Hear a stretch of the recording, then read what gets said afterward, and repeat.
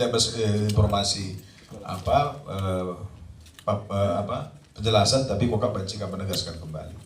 Silakan Ketua. Emosi yang berlebihan, marah yang tidak terkontrol dengan baik, itu akan berdampak pada kondisi kesehatan fisik dan mental. Kesehatan fisik terganggu.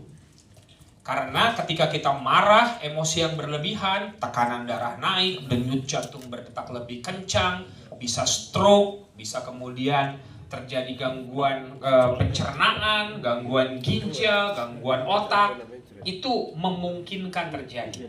Apalagi kalau kita memang sudah punya dasar penyakit untuk gangguan tersebut.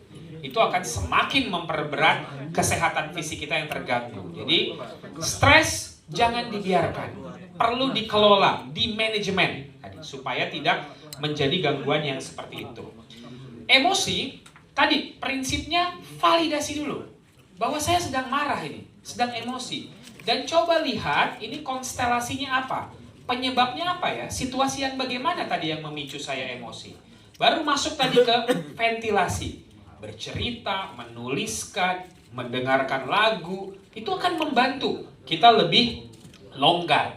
Kemudian regulasikan dengan berbagai teknik tadi bisa dipakai, ya.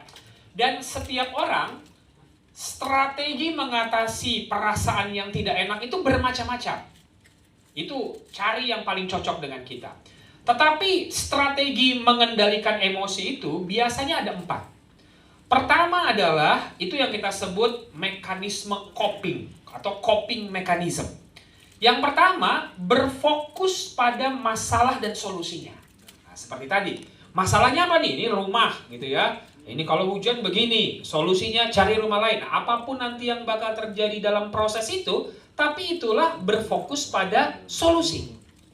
Masalahnya kita identifikasi, apa sih yang jadi masalah yang bikin saya tidak enak, keluarga saya tidak nyaman, dan segera cari solusinya. Nah, itu yang namanya mekanisme coping yang berfokus pada masalah dan solusi. Yang kedua adalah berfokus pada mengendalikan emosi. Nah, tadi teknik-teknik tadi bisa dipakai semua. Relaksasi otot, nafas 478, grounding itu bermanfaat sekali. Kalau kita lagi emosional, lagi marah tingkat tinggi, kenali juga ya ada namanya termometer marah. Nah, kita kenali nih, kalau marahnya segini, aku harus bagaimana. Tapi kalau udah tinggi sekali, harus cepat keluar dari tempat tersebut, mengambil jarak dari sumber masalahnya, dan coba untuk cooling down.